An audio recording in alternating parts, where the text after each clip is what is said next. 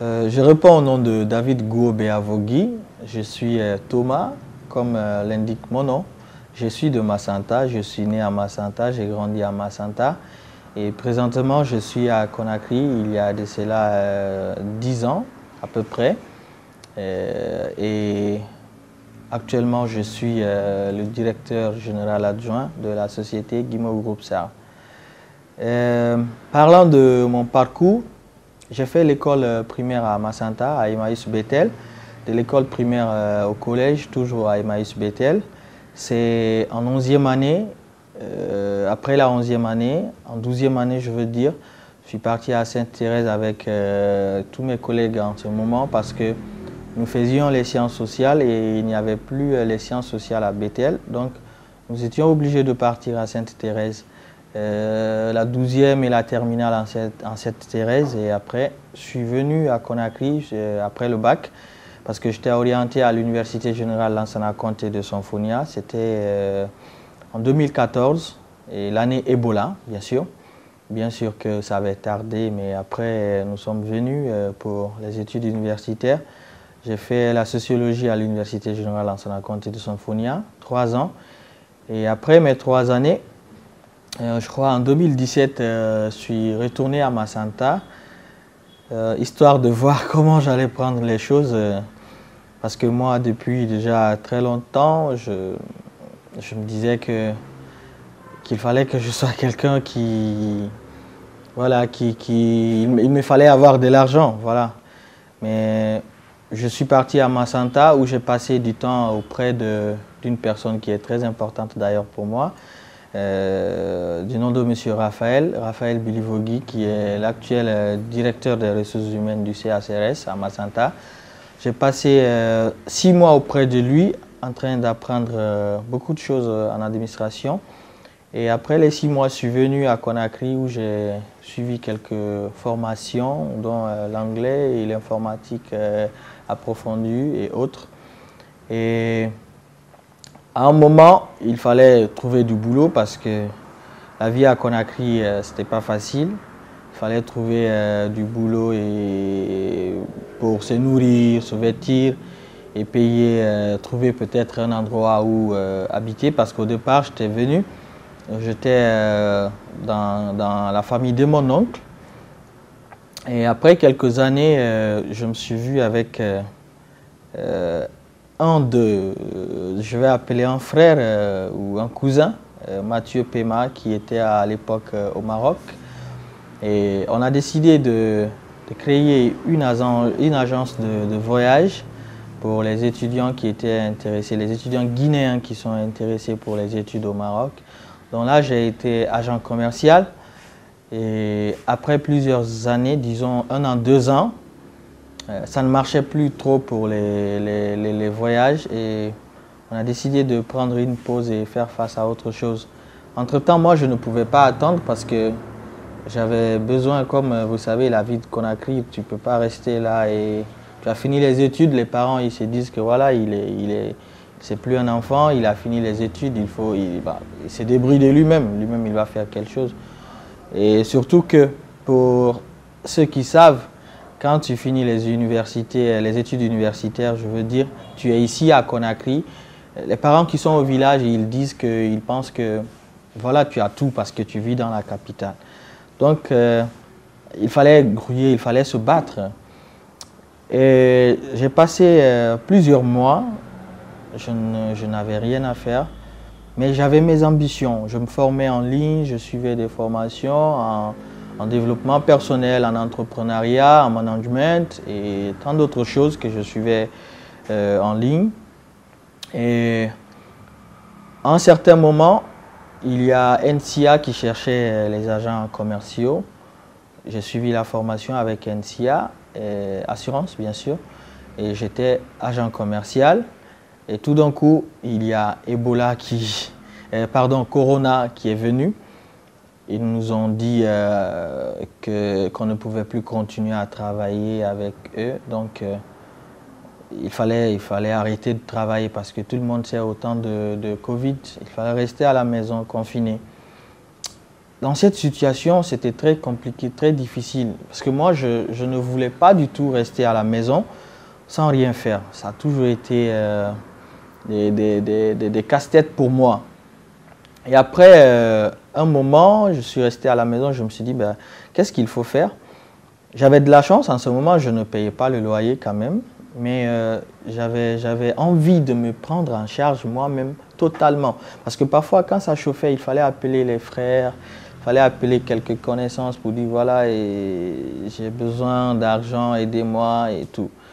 Mais après, je me suis dit, est-ce qu'il ne faut pas sortir, voir dans les parcs, il y a des gens qui s'intéressent à des voitures.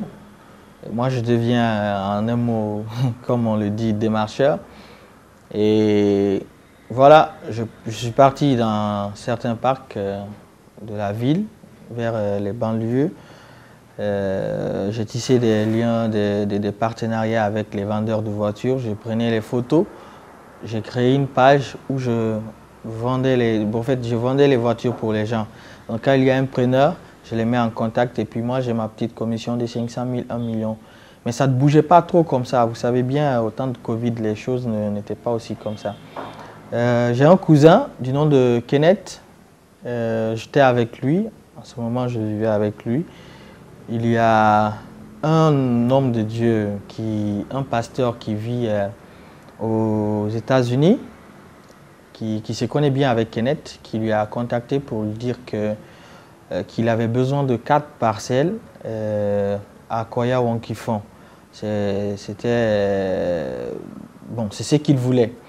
Après, mon cousin il est venu me voir pour dire, voilà, si comme toi tu es sur les réseaux, il faut chercher vite fait ça et puis voilà, on va essayer de satisfaire le pasteur. J'ai dit d'accord.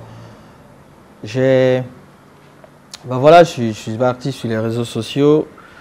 J'ai mis, en fait, je cherchais les parcelles. J'ai mis toutes les pages de vente en ligne, je fouillais et tout. Et je suis tombé sur la publication de mon actuel directeur, Monsieur Georges Stéphane Collier. J'ai vu sa publication. Voilà, je lui ai écrit, je lui ai contacté, on a fait le rendez-vous. On est parti voir l'endroit. Mais malheureusement, le pasteur n'était pas intéressé par le premier. Voici ce que j'ai dit à M. Stéphane. Je peux trouver des preneurs. Et voilà, j'ai pris des photos de l'endroit. Je suis venu sur la même page, la page sur laquelle je vendais des voitures. J'ai publié les photos des parcelles en question. Donc j'ai eu des preneurs. Quand je suis parti, après le versement, il m'a donné de l'argent, mais c'était énorme en fait. C'était vraiment trop. Bah, c'est ça. Bon, je vais me permettre de me taire là-dessus, mais ça pouvait faire quelque chose de... Parce que sur une parcelle était vendue à 10 millions, mais on les a vendus à 15 millions. Donc on avait 5 millions sur chaque parcelle et il y avait 4 parcelles à vendre en ce moment. Donc ça fait quelque chose de 20 millions. Imaginez, on a partagé les 20 millions. Je ne dirais pas 50-50, mais ça faisait beaucoup d'argent. Mais je suis rentré, mais j'étais fou, dingue. C'était ma première fois toute ma vie d'avoir une somme comme ça. Donc, je suis même allé acheter une moto KTM. C'était ma toute première moto. Mais après, on s'est dit, bah, c'était pas mieux de voir encore avec les coutumiers s'ils ont d'autres parcelles. Parce que lui aussi, il avait pris déjà goût. Je vous signale que les parcelles qu'il vendait, c'était les parcelles d'un de ses oncles, une de ses connaissances. C'est vrai, déjà, lui, il était dans le domaine, il le faisait déjà. Mais aussi, ce n'était pas aussi de façon très professionnelle. Après, on est parti vers les coutumiers à Wonkifon là-bas. Et ils nous ont montré aussi d'autres domaines qui étaient à vendre. Et voilà. Je publiais, j'en parlais aux gens, il y avait les gens qui s'intéressaient. Donc, au fur et à mesure que les gens achetaient des parcelles, ça me faisait de l'argent. Mais en ce moment, c'était à l'état, on le faisait de façon informelle. Et après, on s'est dit, c'était pas mieux alors d'en faire une entreprise. Il a dit oui, qu'il veut faire une entreprise et tout. Et c'est ainsi qu'on a commencé les choses.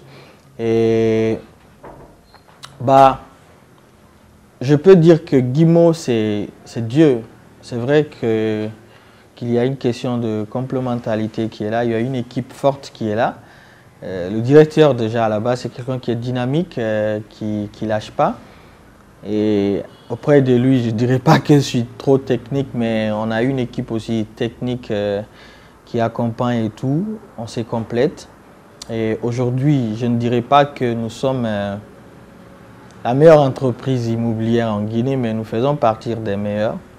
Et nous avons tant de projets que nous sommes en train de piloter. Nous ne sommes pas cachés.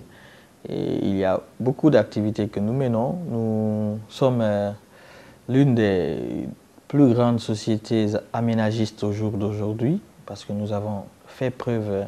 Voilà, nous avons aménagé plusieurs sites comme Tanene, à Koya, à Mafreya, à Forekaria. Et actuellement, nous sommes en train de travailler sur le projet de Samatra, où nous avons d'ailleurs le projet de construction des logements sociaux sur 40 hectares, parce que là, nous avons plus de 500 hectares que nous allons aménager. C'est en plein cœur de la ville. Donc, au-delà de ça, nous avons d'autres... Pourquoi aujourd'hui vous avez donné le nom Guimau? Ça veut dire quoi, Guimau? Voilà, Guimau, c'est venu de la contraction de Guinée Immobilier. Guinée Immobilier. Avant qu'on devienne un groupe, c'était Guimau Service. Donc on s'était dit Guimau Immobilier et Service. Donc les services étaient, voilà, comme le nom l'indique, il y avait des services. Donc Guinée Immobilier, la contraction ça fait Guimau. Guimau, voilà, c'est un peu ça, Guimau. Nous avons les achats et ventes de parcelles. Nous avons l'aménagement. Nous avons la location, la gestion locative. Nous avons la gestion immobilière. Les conseils. Et aussi les conseils en immobilier, nous le faisons. Ce sont nos activités côté immobilier. Ah oui, le plus grand contrat. On a assez de contrats, mais moi je dirais pour l'instant, le plus grand contrat, c'est le contrat de Samatra. Parce que vu qu'il y a déjà la construction des logements sociaux qui s'ajoute, et l'espace est vraiment très balèze, on parle de 500 et quelques hectares. Voilà, sur Facebook, vous mettez Guimau Group Sarl. Sur le site web, c'est www.guimauserve, c'est-à-dire Guimau Serve, c'est comme service, mais qui n'est pas terminé. serv.com, guimauserve.com. Nous avons... bon, d'abord, il faut mentionner que c'est par département. Et nous avons des départements. Il y a le département de la logistique, le département de l'aménagement, le département de l'assainissement, de nettoyage qu'on appelle Guimau Cleaning. Il y a le département commercial. Et du côté du département aménagement, on a aussi le département BTP que j'allais oublier, le département de la formation aussi. Du côté, disons, des ingénieurs, les aménagistes, ils sont quelque chose de 10 personnes et tout le personnel associé, tous les départements, on peut atteindre 25 ou 26. Pour moi, je dirais à tout le monde que, même aujourd'hui, je pensais à ça, je dis, ben, écoutez, quelle est l'activité aujourd'hui qui peut être beaucoup plus meilleure que ce que je pratique? Il y en a assez d'activités qui sont rentables, mais moi je dirais que l'immobilier, c'est la meilleure activité, c'est la meilleure chose. Parce que c'est quoi? Moi je vais vous expliquer par exemple, le fait d'acheter les domaines, les parcelles. La parcelle, on ne nourrit pas. Dès que tu l'achètes, tu gardes. Au fur et à mesure, les années passent, ça se fait de la valeur. Et tu ne nourris pas, tu n'arroses pas et rien.